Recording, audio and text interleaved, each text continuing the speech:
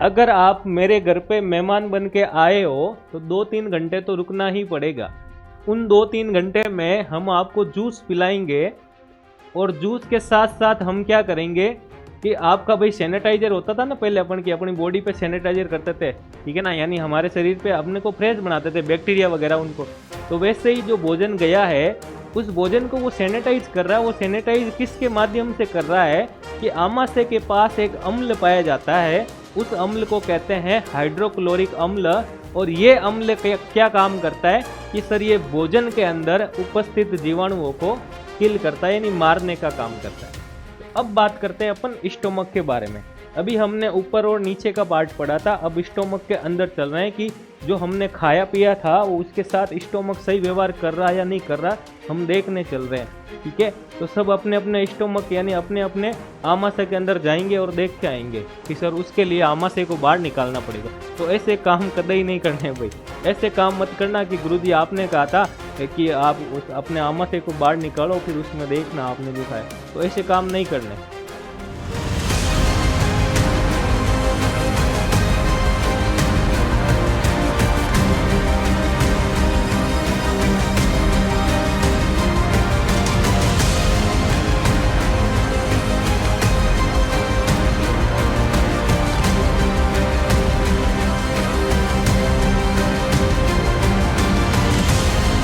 Hello नमस्कार साथियों, कैसे हैं आप सभी। आप सभी का ऑनलाइन सारथी यूट्यूब चैनल पर हार्दिक स्वागत, अभिनंदन। मैं आपके समक्ष राम सैनी। तो दोस्तों अभी सर्दी के मौसम वापस आ गया है और बारिश भी हो गई है, तो अभी सब के सब घरों में बैठ के दाल के पकोड़े खा रहे होंगे, मिर्ची बड़े खा रहे होंगे। तो अपन उसी मिर्ची बड़े और दाल के पकोड़े के साथ साथ डाइजेस्टिव सिस्टम पढ़ने वाले हैं और अपने को पता होना चाहिए कि जो पकोड़ा हम खा रहे हैं वो पकोड़ा अपने मुंह के अंदर जाने के बाद किस किस पार्ट में जाता है और कहाँ कहाँ उसका पार्टीशन यानी डिवाइडेशन हो जाता है। तो उसी को अपन पढ़ेंगे आगे। पिछली क्लास में अपन ने पढ़ा था पाचन तंत्र, और पाचन तंत्र के अंदर अपन ने क्या क्या पढ़ लिया था कि सर माउथ के अंदर कौन कौन सी चीजें पाई जाती है, माउथ के अंदर वो सारी चीजें पढ़ी थी भाई। यानी माउथ को अपन ने पढ़ा था, मुख को मुख गुहा को अपन ने पढ़ लिया था। इसके साथ ही हमने कहा कि माउथ से आगे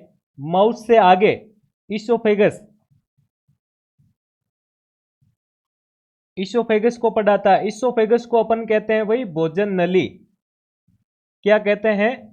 भोजन नली कहते हैं। तो भोजन नली और मुख गुहा को अपन ने अच्छी तरीके से पढ़ा था और उसमें यह भी पढ़ा था कि इस मुख गुहा के अंदर लार ग्रंथियां पाई जाती है, लार ग्रंथि, और उसके साथ हमने कहा कि दांत भी पाए जाते हैं और अपने पास जीभ भी होती है जो हमें स्वाद के बारे में पता लगाती है कि हमने खट्टा खाया है या मीठा खाया है।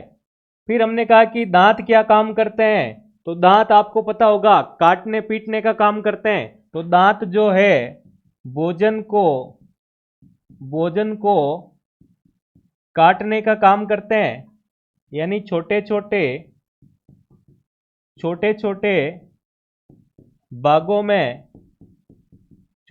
भागों में बांट देते हैं। किसको बांट देते हैं भाई? भोजन को। किसको बांट देते हैं? कि भोजन को। उसके बाद अपन ने ये भी पढ़ा था कि लार ग्रंथियां जो होती है वहां से एक पदार्थ निकलता है जिसको हमने कहा था सलाइवा, और इसी को ही हम कहते हैं भाई श्लेष्म। श्लेष्म एक मटेरियल होता है, एक पदार्थ होता है जो भोजन को क्या करता है, भोजन को लसलसा बनाता है, चिकना बनाता है, भोजन को चिकना बनाता है ताकि भोजन एक लुगदी के अंदर परिवर्तन हो सके। तो आज अपन बात करेंगे कि माउथ हमने देख लिया, उसके बाद भोजन नली भी देखी जिसके अंदर से भोजन आगे जिस ऑर्गन में जाता है उसकी अपन बात करेंगे, यानी कि अपन उदर गुहा की बात करेंगे। किसकी बात करेंगे? उदर गुहा से। तो उदर गुहा के अंदर भोजन जाता है भोजन नली से होते हुए। तो भोजन नली के बारे में हमने पढ़ा था कि ये एक ट्यूब की तरह संरचना होती है और इसी के रास्ते से भोजन जो है उदर गुहा या अपन स्टोमक कहते हैं, स्टोमक कहते हैं या अपन आमाशय कहते हैं।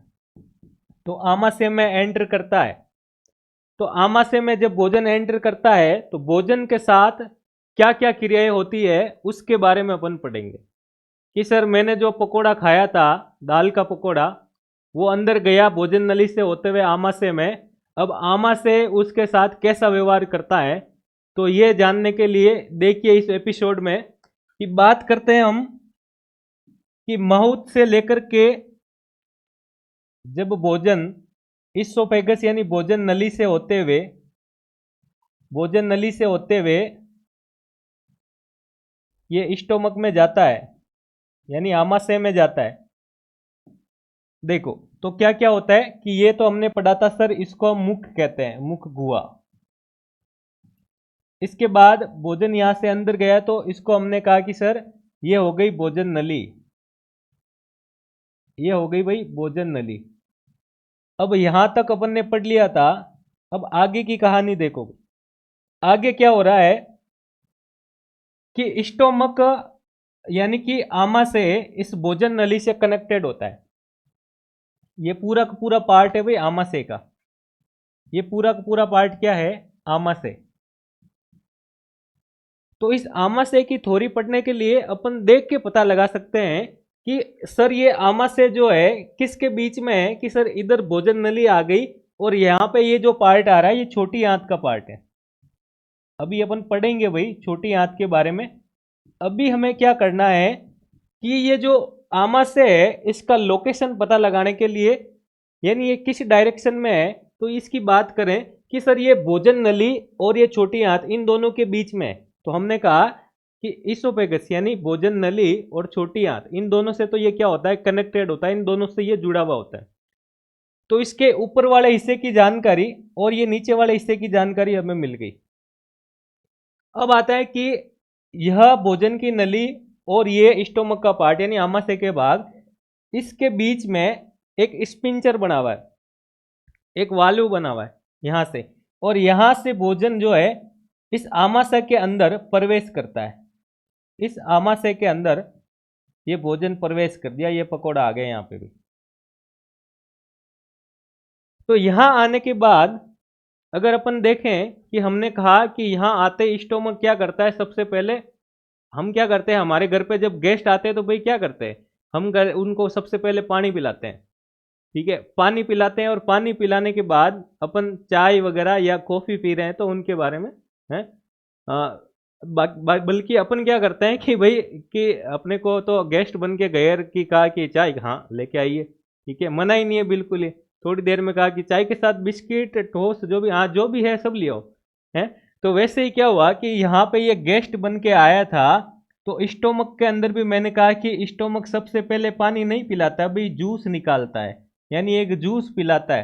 तो इसने क्या किया है कि जो मान मनवार की वही वो जूस के फॉर्म में की थी, यानी इनको आते ही जूस पिलाया। तो हम ये पढ़ेंगे कि इसने जूस कौन सा पिलाया, यानी कि इस जूस के अंदर होता क्या क्या है।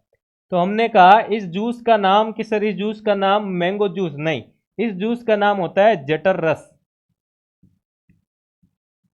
इस जटर रस के अंदर क्या क्या चीजें होती है वो सारी चीजें अपन पढ़ेंगे आज के सेशन में। फिर अपन बात करेंगे कि स्टोमक के कितने पार्ट होते हैं। तो स्टोमक के 3 पार्ट होते हैं भाई, ठीक है। जो यहां वाला पार्ट होता है इसको कहा जाता है भाई कार्डियक पार्ट, इसको कहा जाता है कार्डियक सिरा। और इसके बाद यहाँ बीच में होता है जिसको बॉडी यानी स्टोमक की बॉडी कहा जाता है। और नीचे यहाँ पे जो होता है इसको पाइलोरिक कहा जाता है, पाइलोरिक, पाइलोरिक सिरा कहते हैं इसको, ये लो पाइलोरिक सिरा। तो स्टोमक के 3 पार्ट होते हैं ये हमने देखा। और स्टोमक के अंदर एक जूस बनता है जिसको हम जटर रस या इंग्लिश में बात करें तो इसको गैस्ट्रिक जूस कहा जाता है, इसको गैस्ट्रिक जूस कहा जाता है। अब आता है कि सर गैस्ट्रिक जूस में होता क्या क्या, यानी कि ये गैस्ट्रिक जूस क्या होता है, ये गैस्ट्रिक जूस सर क्या होता है। ये गैस्ट्रिक जूस जो है वो काम क्या करता है, ये क्या काम करता है भाई, भाई ये जूस जो है हमारे शरीर में क्या काम करता है। इसके बाद बात करें अपन कि ये जूस किस किस से मिलकर बना होता है, यानी किस से मिलकर बना होता है। और यहीं से अपने क्वेश्चन आ जाते हैं कि गैस्ट्रिक जूस यानी जठर रस के अंदर प्रेजेंट या उपस्थित होता है, यानी किससे मिलकर बना होता है। एक अपन यहाँ पे बात करेंगे कि यहाँ पे आमाशय की जो ये परत है भाई, आमाशय की परत से एक अम्ल बनता है, एक अम्ल निकलता है और उस अम्ल का नाम होता है सर HCl। उस अम्ल को कहते हैं हाइड्रोक्लोरिक अम्ल। उस अम्ल को कहते हैं हाइड्रोक्लोरिक अम्ल। तो यह अम्ल भी क्या काम करता है यह भी अपन पढ़ेंगे। तो क्वेश्चन अगर ऐसे बन जाए कि जठर रस के अंदर या जठर रस मिलकर बना होता है और 4 ऑप्शन दे दे, तो वो भी अपन क्वेश्चन उस बेसिस पे पढ़ेंगे। या जठर रस क्या काम करता है वो भी अपन पढ़ेंगे। जठर रस हमारे शरीर में किस भाग में बनता है, तो सर आमाशय में बनता है। HCl जो आमाशय की दीवारों की परत से जो HCl निकलता है हाइड्रोक्लोरिक अम्ल, उसका क्या कार्य होता है, और 4 ऑप्शन में दे दिया। तो इसका कार्य भी पढ़ेंगे कि ये क्या करता है कि भोजन के अंदर जो जीवाणु होते हैं, यानी जो बैक्टीरिया होते हैं, अरे क्या होते हैं भाई, जो बैक्टीरिया होते हैं, इन बैक्टीरिया को मारने का काम करता है। इन बैक्टीरिया को मारने का काम करता है। इसके अलावा ये और क्या काम करता है हमारा आमाशय, तो इसके अलावा हमारा आमाशय क्या करता है कि जो चीजें अपन खा रहे हैं उनको, यानी कि जो भोजन बोलस के रूप में अंदर जा रहा है उसको अपने पास स्टोर करके रखता है। तो ये और क्या काम करता है, आमाशय और क्या काम करता है, तो आमाशय भोजन को संचित करके रखता है, भोजन को स्टोर करके रखता है अपने पास। यानी अगर आप मेरे घर पे मेहमान बन के आए हो तो 2-3 घंटे तो रुकना ही पड़ेगा।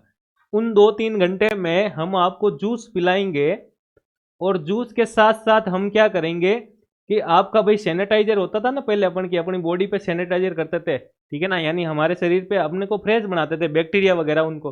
तो वैसे ही जो भोजन गया है उस भोजन को वो सैनिटाइज कर रहा है। वो सैनिटाइज किसके माध्यम से कर रहा है कि आमाशय के पास एक अम्ल पाया जाता है, उस अम्ल को कहते हैं हाइड्रोक्लोरिक अम्ल।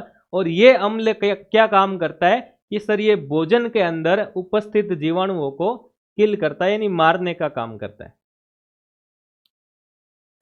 उसके बाद देखो, उसके बाद अपन पढ़ेंगे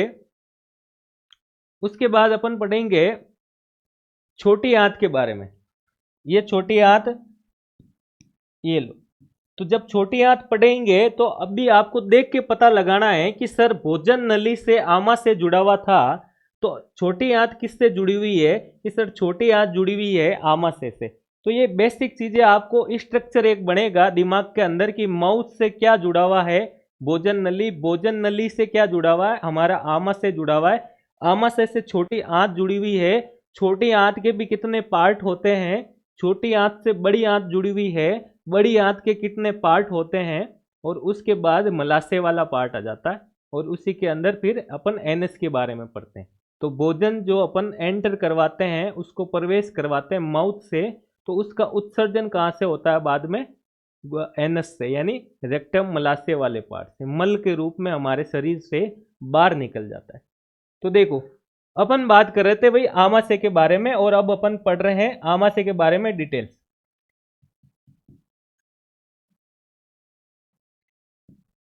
हाँ भाई, तो देखो आपको व्यवस्थित तरीके से नोट्स वगैरह मिल ही रहे होंगे। जो हमारे YouTube चैनल पर नया साथी है, नया दोस्त है, वो भी भाई टेलीग्राम चैनल को ज्वाइन करे ऑनलाइन सारथी के नाम से। वहाँ पे आपको सारी क्लासें, चाहे मैथमेटिक्स की हो, ए पार्ट चल रहा है साइंस का, बी पार्ट चल रही है सर की क्लासें, वो सब की PDF वहाँ पे आपको अवेलेबल हो जाएगी। तो आप टेलीग्राम चैनल ज्वाइन करें।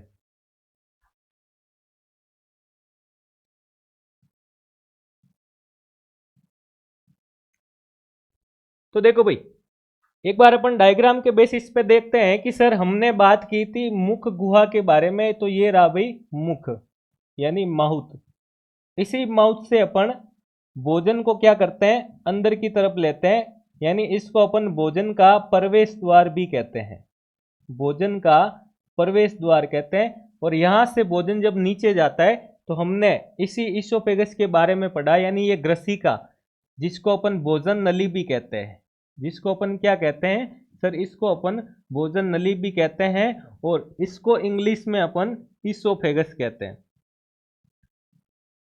और इसको अपन फूड पाइप भी कहते हैं। फूड का मतलब भोजन और पाइप का मतलब नली, यानी फूड पाइप भी कहते हैं। तो ये था। अब ये था कि इसके बाद यहां इससे कौन कनेक्ट हो रहा है, तो सर इससे आमाशय कनेक्ट हो रहा है, यानी इससे उदर हो रहा है कनेक्ट, इससे स्टोमक कहते हैं इंग्लिश में, ठीक है।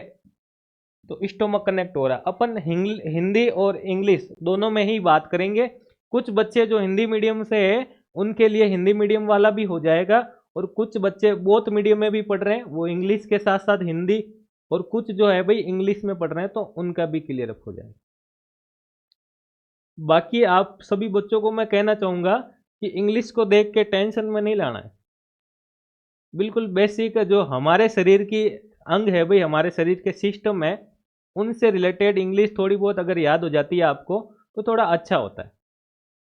अब देखो, क्योंकि कुछ चीज़ें इंग्लिश में ही याद होती है, कुछ चीज़ों की हिंदी जो होती है भाई डिफ़िकल्ट होती है, तो आपको भाई जैसे एनवायरनमेंट जो बैठा हुआ है आपके दिमाग में वैसे चलने दो। तो आज अपन बात करेंगे इस आमाशय के बारे में। तो आमाशय के ऊपर वाला हिस्सा और नीचे वाला हिस्सा मैंने बताया आपको। ये नीचे वाले हिस्से में ये ग्रहणी, यानी इसको हम कहते हैं भाई छोटी आंत। इसको क्या कहते हैं, इसको कहते हैं छोटी आंत। तो छोटी आंत इसके नीचे होती है, यानी कि इसको हम कहते हैं सर स्मॉल इंटेस्टाइन। तो अब बात करते हैं अपन स्टोमक के बारे में।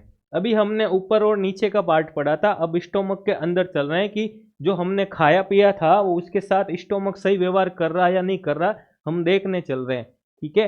तो सब अपने अपने स्टोमक यानी अपने अपने आमाशय के अंदर जाएंगे और देख के आएंगे कि सर उसके लिए आमाशय को बाहर निकालना पड़ेगा। तो ऐसे काम कतई नहीं करने भाई, ऐसे काम मत करना कि गुरुजी आपने कहा था कि आप उस अपने आमाशय को बाहर निकालो फिर उसमें देखना आपने जो खाया, तो ऐसे काम नहीं करने।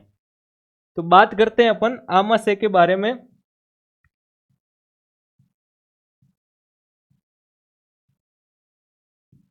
ये लो आमाशय। तो आमाशय को कहते हैं भाई स्टोमक, ठीक है।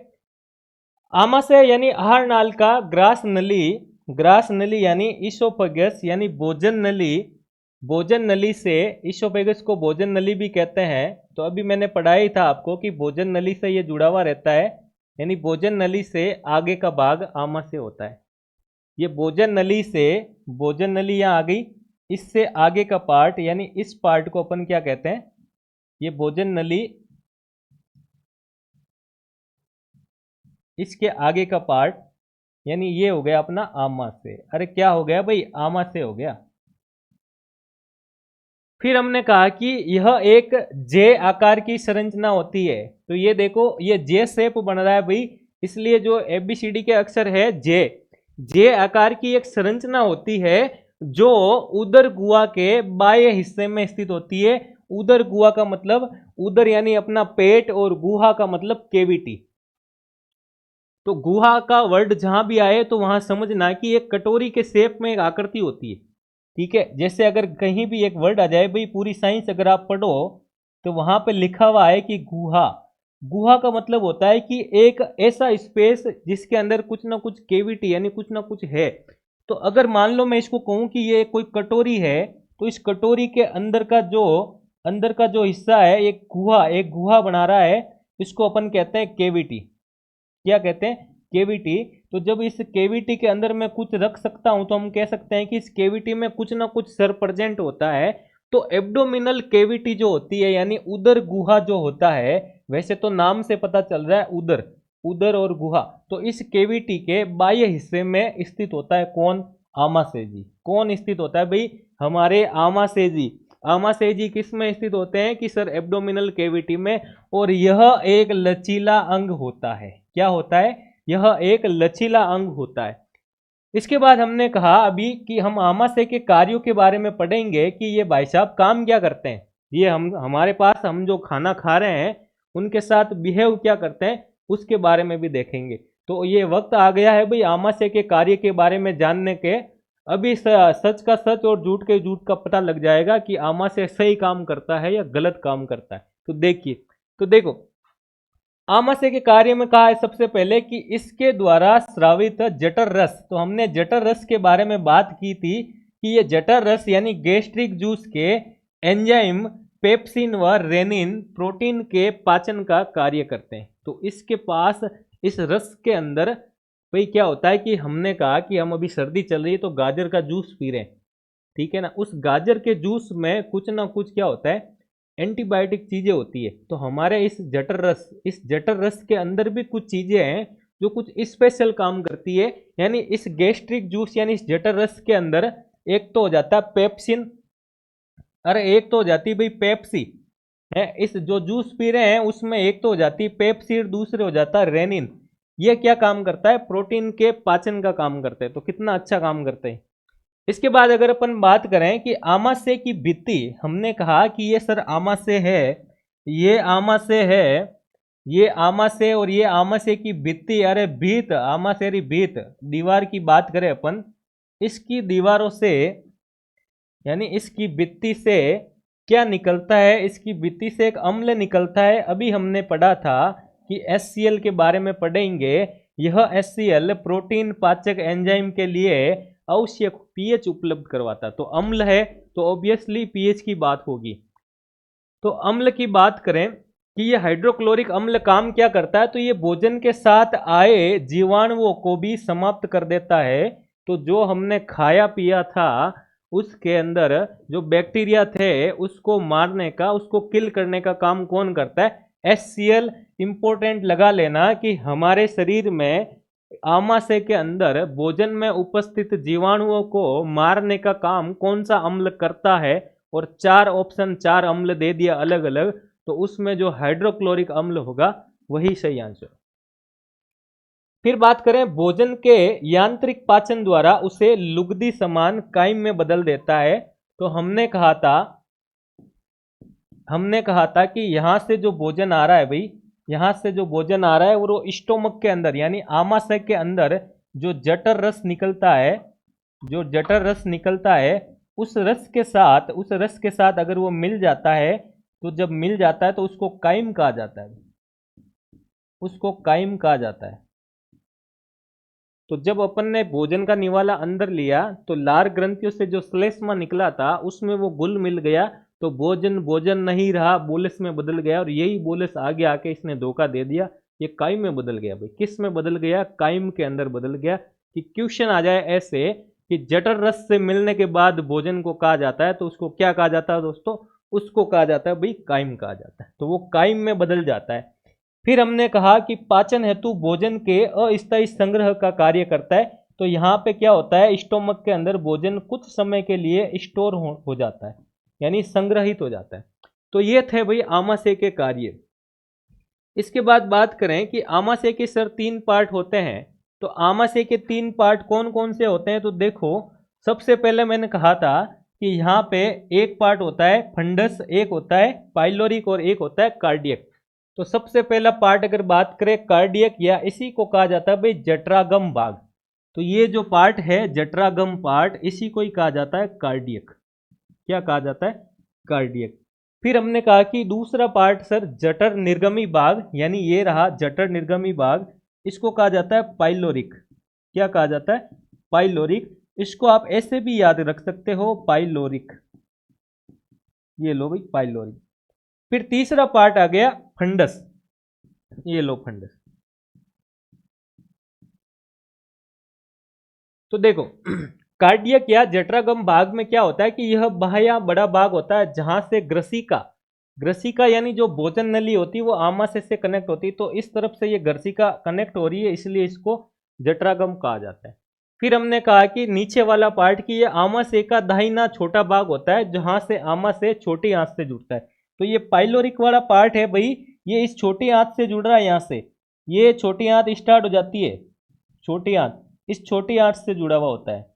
तो आपको 2 चीज याद रखनी है, जो ग्रसिका से जुड़ा हुआ होता है उसको कहा जाता है जठरागम पार्ट, और जो छोटी आंत से जुड़ा हुआ होता है उसको जठरा निर्गम पार्ट यानी पाइलोरिक पार्ट, और जो इन दोनों के बीच में फंसा हुआ होता है, फंसे हुए को कहा जाता है फंडस। तो बीच वाले पार्ट को कहते हैं अपन फंडिस भाग, और ये उपरोक्त वर्णित दोनों भागों के बीच की संरचना होती है। तो अपन कह सकते हैं कि आमाशय के तीन होते हैं, तीन भाग होते हैं आमाशय के, और तीनों भागों के बारे में पढ़ा था। एक ऊपर होता है, एक नीचे होता है, और एक बीच वाला पार्ट होता है। तो हमने ये तीनों पार्ट पढ़े थे। अब बात करते हैं भाई कि आगे जो है आमाशय किससे जुड़ा हुआ रहता है। तो आमाशय आगे छोटी आंत से जुड़ा हुआ रहता है। किससे जुड़ा हुआ रहता है? छोटी आंत से ये जुड़ा हुआ रहता है। तो छोटी आंत की अगर अपन बात करें कि सर छोटी आंत पाचन तंत्र का एक अत्यंत महत्वपूर्ण भाग है। छोटी आंत जो होती है भाई अत्यंत महत्वपूर्ण पार्ट होती है। क्यों होती है सर? क्योंकि यह भाई यहाँ पे पाचन का कार्य होता है मेनली, जो आमाशय के जठर निर्गमी यानी पाइलोरिक भाग से शुरू होकर बड़ी आंत पर पूर्ण होती है। यानी कि ये स्टोमक वाला पार्ट था, ये स्टोमक वाला पार्ट यहां से ये स्टार्ट होती है और ये बड़ी आंत वाले पार्ट से कनेक्टेड होती है। मैंने कहा था आपको कि लोकेशन का पता लगाओ, तो ये छोटी आंत अब किस किस के बीच में है? तो आमाशय और बड़ी आंत के बीच में हो गया। मानव में इसकी औसत लंबाई 7 मीटर होती है तथा आहारनाल के इस अंग द्वारा ही भोजन का सर्वाधिक पाचन होता है भाई। सर्वाधिक पाचन और सर्वाधिक अवशोषण का कार्य इसी आंत के अंदर यानी छोटी आंत के अंदर। फिर बात करते हैं, छोटी आंत को भी 3 भागों में बांटा गया है। अब 3 भाग कौन कौन से हैं? तो पहला भाग हो जाता है भाई ग्रहणी, जिसको डियोडिनम कहा जाता है। तो आप ऐसे कह सकते हो कि ये डियोडिनम वाला ये पार्ट हो गया, इसके बाद ये जेजुनम हो गया बीच वाला पार्ट, और ये नीचे वाला पार्ट हो गया इसका इलियम। डियोडिनम, जेजुनम और इलियम। तो ये जो ऊपर वाला पहला भाग है वही ग्रहणी डियोडिनम, ये इस आमाशय से जुड़ा हुआ है, और ये नीचे वाला जो पार्ट है इलियम, ये बड़ी आंत से जुड़ा हुआ है। तो बीच में तो क्या बच गया सर? जेजुनम बच गया बीच में। तो देखो बात करें कि पहले डियोडिनम की, तो आमाशय से जुड़ा हुआ यह छोटी आंत का पहला भाग होता है, अभी अपन ने पढ़ा था, और ये सबसे छोटा भाग होता है जो भोजन के रासायनिक पाचन में सबसे महत्वपूर्ण भूमिका होती है। तो यहाँ पे ध्यान रखना, क्वेश्चन अगर ऐसे बन जाए कि भोजन के रासायनिक पाचन में मदद करता है, तो छोटी आंत का कौन सा पार्ट कर रहा है? तो डियोडिनम कर। फिर अपन बात करें जेजुनम की यानी अग्र सुदांत्र की बात करें कि ये छोटी आंत का बीच वाला भाग होता है, और यहाँ ग्रहणी में पाचित आहार रस का अवशोषण किया जाता है। तो छोटी आंत से संबंधित कोई क्वेश्चन आए तो आपको याद रखना है कि छोटी आंत बहुत महत्वपूर्ण अंग होता है, और ये क्या काम करता है? ये पाचन करवाने का और अवशोषण का काम करता है। इसके बाद इसका तीसरे पार्ट की बात करें इलियम की, जिसको सुदांत्र कहते हैं। यह छोटी आंत का अंतिम भाग होता है, ठीक है भाई। तो ये अंतिम भाग होता है, और ये किससे जुड़ा हुआ होता है? कि ये अंतिम भाग ये बड़ी आंत से जुड़ा हुआ होता है, ये बड़ी आंत से जुड़ा होता है। अब अंतिम भाग कौन सा है? कि ये अंतिम भाग होता है, इलियम को कहा जाता है अंतिम भाग, ठीक है। अब इलियम और पहले वाला हमने कहा कि ग्रहणी, ये लो ग्रहणी जिसको अपन डियोडिनम कहते हैं, और ये हो गया अपना इलियम। तो इन दोनों के बीच में क्या था? जेजुनम था सर। क्या था? जेजुनम।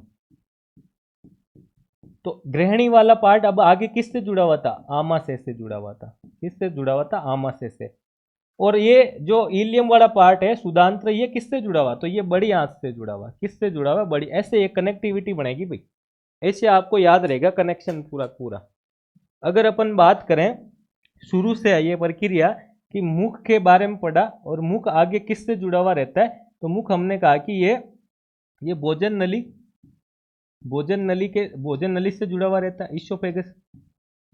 इसके बाद बात करें आमाशय आ जाता है।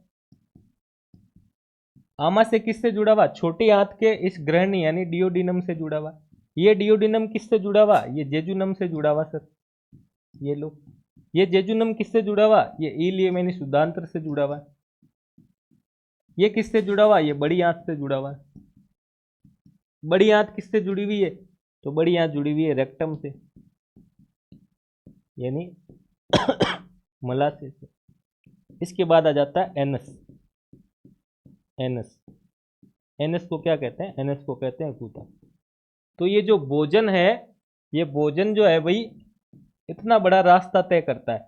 ये मुख से आते हुए ग्रसनी में आता है, फिर आमाशय में आता है, फिर छोटी आंत के 3 पार्ट ग्रहणी, जेजुनम और सुदांत्र में आता है, फिर बड़ी आंत में आता है, फिर रेक्टम से होते हुए एनस के रास्ते से इसका उत्सर्जन हो जाता है, यानी ये मल के रूप में हमारे शरीर से बाहर निकल जाता है भाई, मल के रूप में हमारे शरीर से उत्सर्जित हो जाता है। तो ये थी कहानी छोटी आंत तक की। अब अपन पढ़ेंगे भाई बड़ी आंत के बारे में। नेक्स्ट क्लास में अपन बड़ी आंत और भोजन का पाचन कैसे होता है उस प्रक्रिया के बारे में पढ़ेंगे। ठीक है, थैंक यू।